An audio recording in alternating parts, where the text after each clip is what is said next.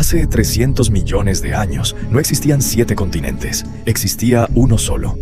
Un bloque de tierra tan inmenso que, si hoy caminaras desde lo que ahora es Nueva York hasta lo que ahora es el Sahara, nunca habrías tenido que cruzar un océano. Se llamaba Pangea, y durante casi 100 millones de años fue el único hogar de toda la vida terrestre del planeta. Pero entonces, algo empezó a resquebrajarse. Lentamente, centímetro a centímetro, año tras año, el supercontinente comenzó a partirse.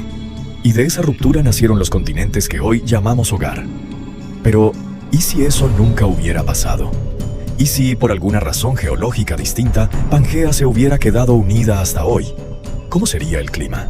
¿Cómo habría evolucionado la vida? ¿Existiría la humanidad tal como la conocemos? Y si existiera, ¿cómo sería su historia, sus guerras, sus fronteras, sus idiomas? Hoy vamos a reconstruir ese mundo, pieza por pieza, usando lo que la ciencia real nos dice sobre geología, clima y evolución. Bienvenidos a Fictorium. ¿Qué fue realmente Pangea? Antes de imaginar un mundo alternativo, necesitamos entender el real, porque la mejor ciencia ficción siempre nace de la ciencia de verdad.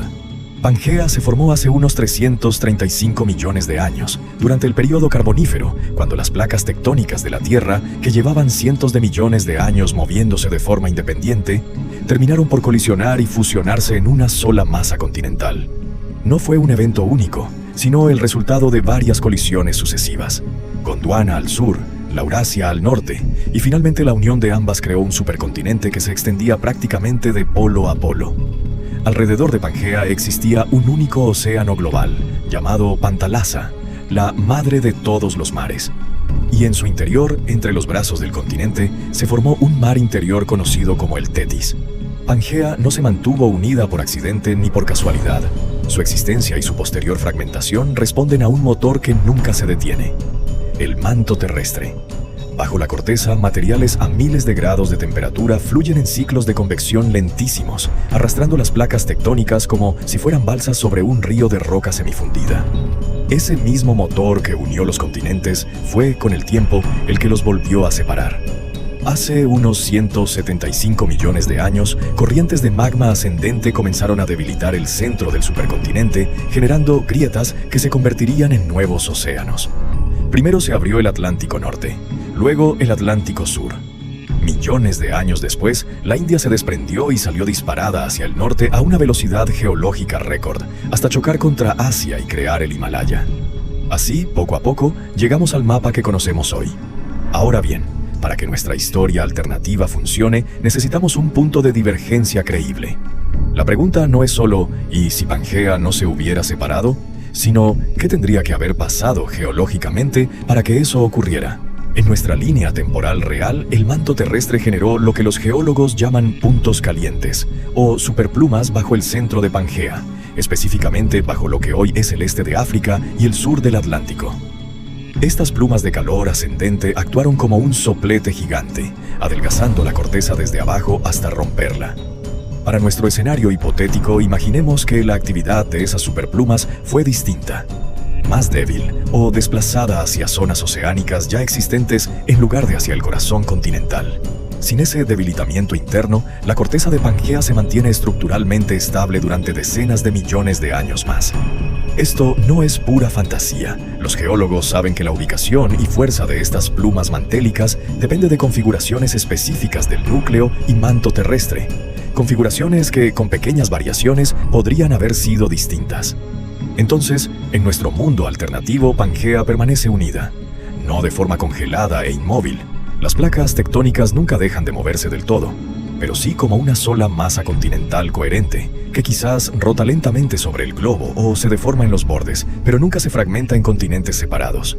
Ahora sí, con la geología resuelta empecemos a construir las consecuencias. Este es probablemente el cambio más dramático de todos. El clima de Pangea habría sido brutal, y sabemos esto no por especulación, sino porque ya tenemos el registro geológico real de cómo era el clima cuando Pangea existió. El interior de un supercontinente de ese tamaño queda extremadamente alejado de cualquier costa, y el clima terrestre depende en gran medida de la humedad que traen los océanos. Sin mar cerca no hay lluvia. Los científicos llaman a esto el efecto de continentalidad. Mientras más lejos estás del océano, más extremas son las temperaturas y más seco es el aire. En nuestra Pangea que nunca se separó, el interior del supercontinente, una región del tamaño de varias veces el Sahara actual, sería una franja desértica gigantesca, con temperaturas que en verano podrían superar fácilmente los 50 grados Celsius durante el día y caer bajo cero durante la noche por la falta de humedad que module la temperatura. Las zonas costeras, en cambio, disfrutarían de climas mucho más habitables, tropicales, cerca del Ecuador, templados en las latitudes medias. Pero la franja habitable, cómoda, sería solo un anillo delgado alrededor del borde del continente. El resto, la inmensa mayoría de la masa de tierra, sería un desierto interior prácticamente inhabitable para la mayoría de las formas de vida complejas. Además, un supercontinente de este tamaño generaría monzones colosales en sus costas. La diferencia de temperatura entre el interior desértico abrasador y el océano circundante crearía sistemas de vientos estacionales extremadamente violentos, muy superiores a cualquier monzón que conocemos hoy en India o el sudeste asiático. Y hay otro factor crucial: las corrientes oceánicas. Hoy en día, los continentes separados actúan como obstáculos que dividen y regulan las corrientes oceánicas. La corriente del Golfo, la corriente de Humboldt, la corriente circumpolar antártica. Estas corrientes distribuyen el calor por todo el planeta y moderan el clima global. En un mundo con un solo océano gigante, Pantalaza, rodeando un solo continente, las corrientes marinas fluirían de forma mucho más libre y uniforme alrededor de todo el globo, sin las barreras continentales que hoy generan giros regionales. Esto probablemente produciría un clima planetario más homogéneo entre el hemisferio norte y sur, pero con un interior continental todavía más aislado climáticamente, porque precisamente no tendría ninguna corriente marina cerca que lo beneficiara. Hay un dato final interesante. En muchos modelos climáticos de supercontinentes, la ausencia de continentes fragmentados en las zonas polares, como ocurre con la Antártida actual, podría significar que los casquetes de hielo permanentes nunca lleguen a formarse de la misma manera. Sin barreras continentales en los polos, las corrientes oceánicas circulan con más libertad térmica, y el planeta podría tener una temperatura media global más alta y estable, sin las glaciaciones cíclicas que sí ha experimentado la Tierra real. Un planeta más cálido, más seco en el interior, con bordes costeros fértiles y habitables, pero un núcleo continental gigantesco y hostil. Y sobre ese escenario climático ahora toca preguntarnos, ¿cómo habría evolucionado la vida? Aquí es donde entra uno de los conceptos más importantes de toda la biología evolutiva: el aislamiento geográfico. La razón por la que la Tierra real tiene una biodiversidad tan asombrosa, marsupiales únicos en Australia, primates exclusivos de Madagascar, especies completamente distintas en cada continente, es en gran parte consecuencia directa de la separación de Pangea.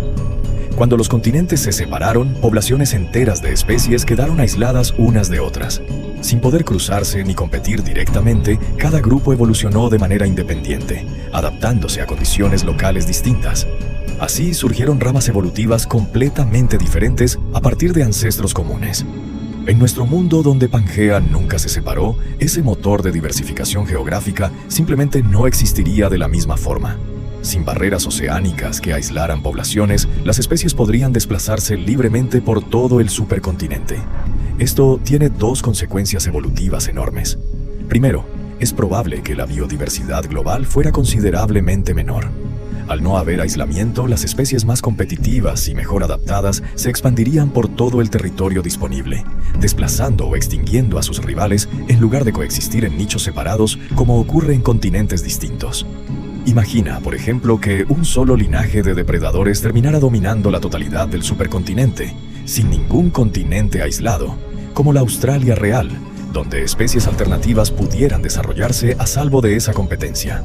Segundo, las enfermedades y patógenos también se propagarían con muchísima más facilidad. En la Tierra real, la separación continental actuó durante millones de años como una barrera natural de cuarentena biológica. En un supercontinente unido, una enfermedad que evolucionara en una región podría, con el tiempo suficiente, alcanzar prácticamente cualquier población terrestre del planeta. Esto es exactamente lo que los paleontólogos observan en el registro fósil real de finales del Pérmico. Cuando Pangea alcanzó su máxima unificación, la biodiversidad global de reptiles terrestres cayó notablemente, precisamente porque la falta de barreras geográficas permitió que unas pocas especies dominantes se expandieran a costa de las demás. Ahora bien, esto no significa que la vida en Pangea fuera pobre o simple, simplemente sería diferente. probablemente menos fragmentada en miles de especies especializadas, pero con megafaunas de alcance verdaderamente continental. Animales capaces de recorrer, sin ninguna barrera, distancias que hoy nos parecerían imposibles. Y aquí llegamos a la pregunta más interesante de todo el video. Si asumimos que, pese a este clima extremo y esta biodiversidad distinta, la evolución igualmente lograra producir una especie inteligente similar a la humana, ¿cómo sería su civilización? Antes de avanzar, una aclaración honesta. Esto es el tramo más especulativo del video. Nadie puede predecir con certeza si la evolución habría producido una especie como la nuestra en un escenario tan distinto. Pero podemos razonar con lo que sabemos de geografía humana real, cómo cambiarían las cosas si eso llegara a ocurrir. Lo primero, la civilización, casi con certeza, se concentraría en el anillo costero habitable, dejando el inmenso desierto interior prácticamente vacío de población, tal como hoy ocurre en el interior de Australia o el Sahara, pero a una escala varias veces mayor. Esto tendría una consecuencia geopolítica fascinante. En lugar de civilizaciones separadas por océanos, que en nuestra historia real tardaron milenios en contactarse, como ocurrió entre Europa y América, todas las civilizaciones humanas de Pangea estarían conectadas por tierra desde el principio. Nada de descubrimientos accidentales de nuevos mundos, nada de siglos de aislamiento cultural entre hemisferios. El comercio, la guerra, las enfermedades, las ideas, la escritura, la religión, todo se propagaría por rutas terrestres continuas, mucho más rápido que en nuestra historia real. Esto probablemente aceleraría enormemente el intercambio cultural y tecnológico.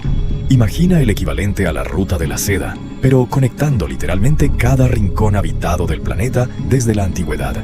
Pero también significaría que un imperio suficientemente ambicioso y poderoso tendría, al menos en teoría, la posibilidad de expandirse por tierra hasta dominar la totalidad del mundo habitado, sin la protección natural que los océanos han dado siempre a las civilizaciones insulares o alejadas. Piensa en el imperio mongol, que en nuestra historia real llegó a ser el imperio contiguo más grande jamás visto, limitado finalmente por las distancias, los desiertos y los mares. En Pangea, sin esas barreras oceánicas definitivas, un imperio de ese tipo podría, hipotéticamente, no encontrar nunca un límite natural que lo detenga completamente, más allá del propio desierto interior. Por otro lado, las enfermedades pandémicas, como discutimos antes, también se propagarían sin las cuarentenas naturales que los océanos proporcionaron en nuestra historia real. La peste negra, por ejemplo, tardó años en cruzar de Asia a Europa y nunca llegó a las Américas hasta la llegada de los europeos. En un mundo sin barreras oceánicas, una pandemia de esa magnitud podría alcanzar a toda la población mundial en una fracción de ese tiempo. Y luego está la pregunta de los idiomas y las culturas. La diversidad lingüística humana real, miles de idiomas distintos, surgió en gran parte del aislamiento geográfico entre poblaciones. Montañas, océanos, desiertos que separaron comunidades durante generaciones. Sin ese aislamiento tan marcado, es razonable pensar que, con el tiempo, un número menor de lenguas y culturas dominantes terminaría expandiéndose por gran parte del supercontinente, de manera similar a como el latín, el árabe o el chino o mandarín se expandieron históricamente a lo largo de rutas terrestres continuas. Finalmente, un punto técnico pero fascinante: la exploración marítima.